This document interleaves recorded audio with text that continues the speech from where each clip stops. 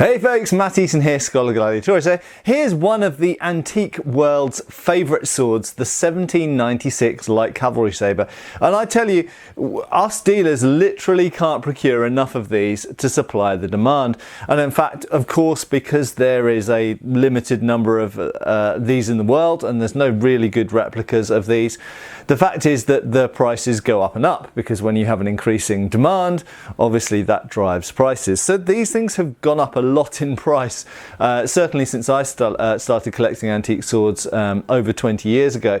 So these are ever popular in the modern world, but were they actually popular in period? Well, I have touched on this topic in various videos in the past, but the simple fact is that these are remembered more fondly, I think, in the modern world than they necessarily were by their contemporaries in the 19th century world. Now, that's not to say that they were unpopular swords, and I don't want anyone to start thinking that's the assertion that I'm making here.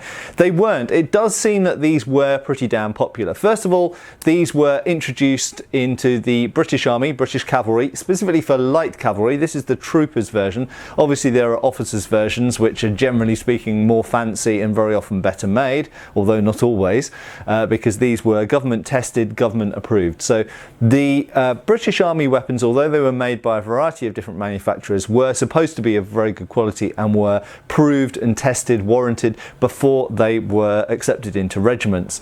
But the simple fact is that this was sort of a revolutionary sword design, although it wasn't completely radical compared to what went before, the 1788 light cavalry sabre.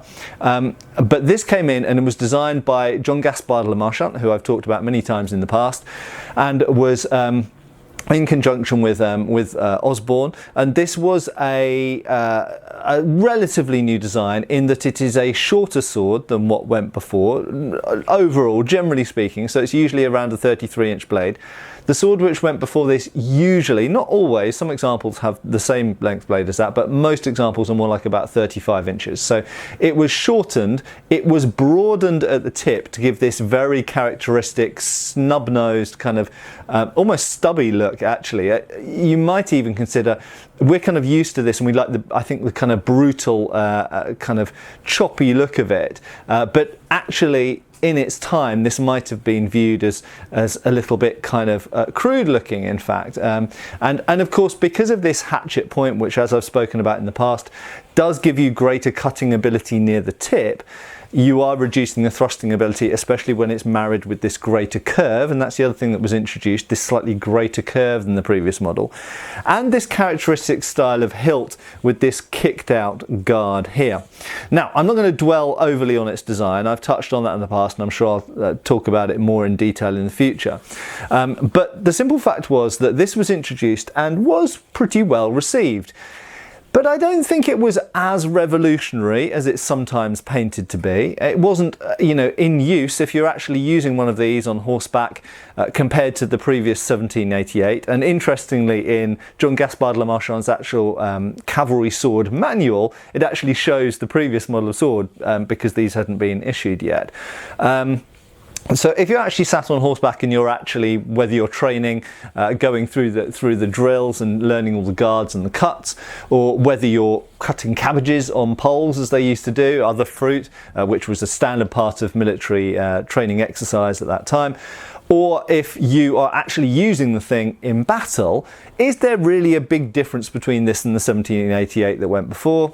Not really, no. Fundamentally, they are both curved sabres. One's a little bit shorter, this one's a little bit shorter, it's a little bit fatter. Perhaps it cuts a bit better than the previous one, although I have to say 1788 are very nice swords as well. It's got the same amount of hand protection, it's got a similar sort of grip. The 1788 grip is longer and shaped a little bit differently, and the knuckle bow is shaped a bit differently, but fundamentally it gives the same, roughly the same kind of grip and the same amount of hand protection pretty much. So there isn't really a huge difference between this and what went before.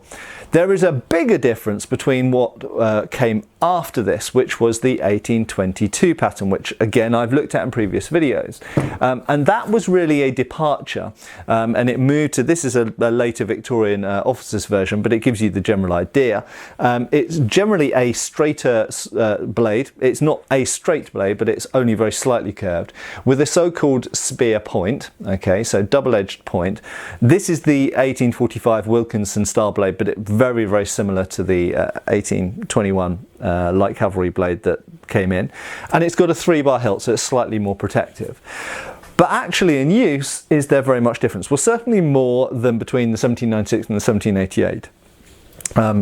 Fundamentally, this has got the 1821 has a longer reach, it's got a longer blade, it's got a straighter blade, which also assists you with reach, because when you've got a curved blade, you can't quite reach as far with the cut as you can with the straight blade. If I just demonstrate there, you can see the straight blade is reaching a bit closer to the target. So in order to lay the blade on with the curved blade, you need to get closer to the target, whether you're on horseback or on foot. And I'll talk about the differentiation between those in a minute. But obviously this is very much more useful for thrusting, and it has a bit more hand protection. I know that I have a tendency to make a big point of hand protection, and obviously when we're talking about the difference between something like a basket hilt, like this Victorian Highland Regiment officer's basket hilt, and something like a spadroon, there is clearly a massive difference in the amount of hand protection, so it can be important. But in a cavalry context, particularly in a light cavalry context, at least on paper, in theory, how they're supposed to be operating, sort of hit and run, hit an infantry, you know, attack into infantry from the flank or behind, slash up whoever you can and ride on, ride out. Does it really matter that much how much hand protection you've got? I don't really think so. Even in a melee, if you're looking something like the, you know, the Battle of Balaclava, or if we're going to earlier, you know, various battles that happened in the Napoleonic period, Waterloo, for example, but any of the ones that led, you know, Peninsular War battles or whatever, or even Austerlitz or anything like that. When you get cavalry against cavalry, they can duke it out, but does hand protection play a really big part in that? Does the fact that cuirassiers tend to have big protective hilts, or heavy cavalry tend to have more protective hilts, rather than a simple knucklebow, tiny amounts of difference in the grand scheme of things. So it might make a difference in an individual encounter occasionally, but overall it doesn't make a huge amount of difference. But it does make quite a bit of difference if you have a sword that really, in realistic terms, yes, you, as I've spoken about before, you can stab with the 1796, but it's not really good for delivering point in a charge, for example, whereas this you can use in a melee for hacking and slashing, and you can use it for delivering point, kind of like a short lance as well. So that kind of can make a big difference on a more of a wide scale kind of perspective, looking at how a whole battle kind of turned out and how it played out. But was the 1796 regarded as a good sword? Well, it seems to have been fairly fondly received and respected and regarded in its own time. And we do find some anecdotal criticisms of the sword that came in afterwards in regard specifically to cutting. Now we come back to the modern world for a second. So I think one of the reasons why this is so popular today is firstly what it looks like. Okay, let's just take, is it a good sword or not, completely out of the equation. One of the reasons that this is so beloved of collectors and HEMA people and you know, just people in general who have any interest in swords at all, even people who aren't interested in military period swords, so sabers and things like this, very often, I mean, I know lots of people whose primary interest is long swords and messes and things, you know, medieval swords or rapiers or whatever, but they all seem to want to have one of these, or want to have a go with one of these, handle one of these, or maybe cut with one of these. And that's because they look really nice, okay? And we should never underestimate how popular a weapon is based purely on what it looks like, not whether it's actually good or not. Okay, so remember that point, because that's a very, very important one to bear in mind. But was it successful in the Napoleonic period? I think it was. Would it have made a big difference if they'd just stuck with the 1788 pattern? No. I think if they'd stuck with the 1788 light cavalry sword, sabre, then I don't think anything would have panned out differently at all. I do not think that this was the Spitfire of its day. I don't think it changed anything in the outcome of any battles or how the wars went or anything like that. Now, when it was replaced, now I've spoken about the fact that there were some criticisms of the swords which came later. Now we have to note, we have to put it in context as always, that soldiers in any period like to complain about their gear. Okay, so soldiers like to complain about their boots, they like to complain about their firearms, and swords are no different. And in any period you can find period criticisms of the weapons, particularly that are issued to enlisted men, to private soldiers. And a lot of that is to do with quality, some of it's to do with design. And very often, and I've witnessed this myself in my interactions with the military throughout my life, soldiers liked to say that the sword that went before or the weapon that went before, in modern world it's rifles, the one that went before is better than the current one. So for example, I've many times in my life encountered, and there are two sides to this as well, and then there are people who champion the current kit because they've been indoctrinated, and some people would say brainwashed in some cases, to believe that their current kit is the best, it's better than the other nations, it's better than the one that went before. So I have encountered, for example, British Army rifles, I've encountered both sides of that. I know people who love the old L1A1 SLR and they couldn't say anything good about the SA80 for a long time. And then there were a lot of people then who, when the SA80 was re-engineered by Heckler and Koch, were then clearly soldiers. They needed to go through a process. I'm not saying the rifle isn't better, of course it's internally a completely different rifle, much better, much more reliable. But it's also very clear that the British government and the War Department, the Ministry of Defence as it is now, went through a very lengthy and expensive process also of reinvigorating belief and confidence in the weapon system in the British military, so that British soldiers thought, wow, yeah, the previous SA-80 maybe wasn't good, but now the new one's amazing. It's a brilliant rifle. It's more accurate than that country's rifle, and it's more reliable than that country's rifle. And yes, it's a bit heavy. Maybe it's not so good at this, but it's better at, you know. And so any military in any period is going to go through a process of trying to give confidence in the weapons that their soldiers are being issued with, because it's important. And you know, confidence for soldiers plays a big part, much bigger part than sword design, in actually how they perform in the field. So if your soldiers believe that their sword is better than the other nation's sword, so if your British hussars believe that their sword is better than the French hussars that they're fighting, or the Spanish light cavalry, then that's a good thing. And that is probably a more important thing than actually, was that a good sword?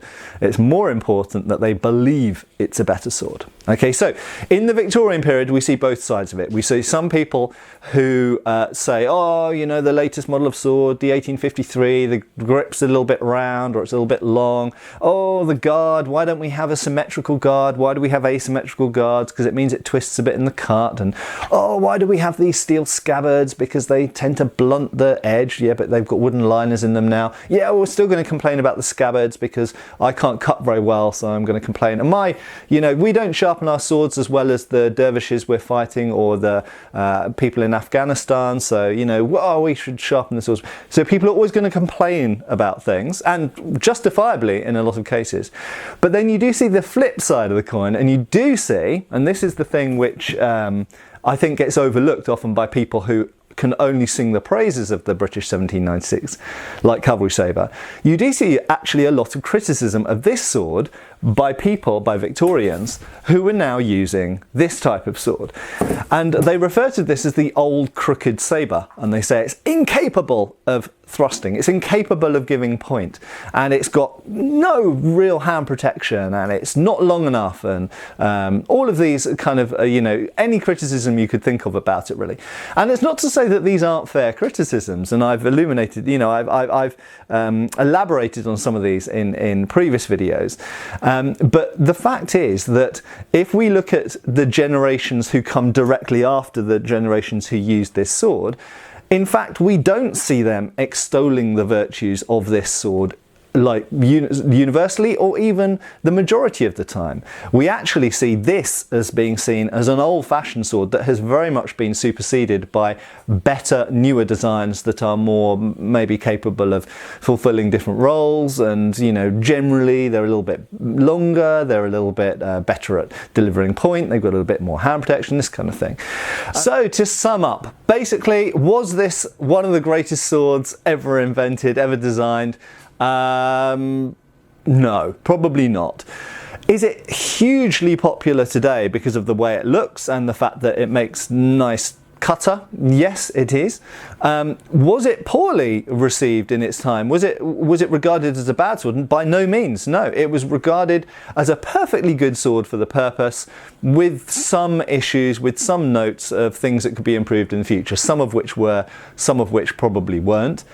It was hugely popular with some people and not so popular with other people. So in other words, the 1796 light cavalry sabre, whilst it is a lovely looking thing and very popular in the modern world, it wasn't the kind of superhero sword of its day.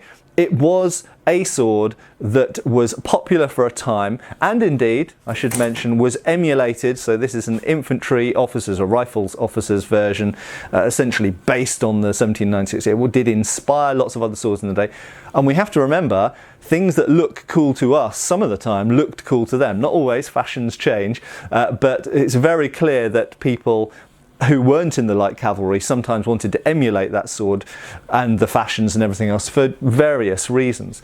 But we also have to remember at the same time that lots of other people swore by a completely different type of sword, the spadroon. So some people on foot wanted, oh, I want one of those new cool looking hussar sabres, and other people were like, nope, I believe in the thrust and I want a sword that can, you know, it's got some ability to give a cut, but basically is a thrusting sword, a little bit closer related to the small sword and certainly the methods of use for that. And then still other people thought, nope, I want one of these, I want a full basket hilt, I want a double-edged blade, I want a broadsword. So always different views in period. And we have to remember also, if you want to see whether a weapon truly was successful, have a look at the generation that came afterwards and how did they view it. Don't ask people today, don't ask people in the year 2020, was the 1796 light cavalry sabre a great sword? Well, what did the Victorians, what did the people who came after the period when the 1796 was phased out and replaced, what did they say about it? And it seems to me that they saw it as a perfectly good sword for its time. It wasn't legendary yet, it wasn't amazing, but it was pretty good, but it's been superseded by things which we regard as overall better because they're better at X, Y, and Z. Anyway, I hope this has been thought-provoking. Share your views below. I will reiterate once again that, you know, the 1796 light cavalry sabre is getting increasingly hard to obtain at reasonable prices, or what for most people are economically reasonable prices. Maybe one day in the future we will see a really truly good quality replica of it made, so you too can own a, you know, get that kind of feeling in your hand and maybe have a go at cutting and this kind of stuff with the 1796 light cavalry sabre. It is a really fun sword to cut with and it does cut really, really well. It is, remember though, made for the light cavalry role. It is a horseman's sword and it's not a great sword to use on foot, and that's why we see that the ones that are adapted for use on foot are usually lighter, balanced a little bit differently. Very often they're a little bit slimmer. So yeah, there are differences between what you require from a sword to use on horseback for hit and run, but compared to duking it out on foot where you can't ride away quickly, and you're fighting against people who might have thrusting swords or might have broadswords or might have bayonets or whatever. Anyway, thank you for watching. Give us a like and a subscribe, and I'll see you really soon again on Schola Gladiatoria channel for another video on a topic just like this one. Cheers folks!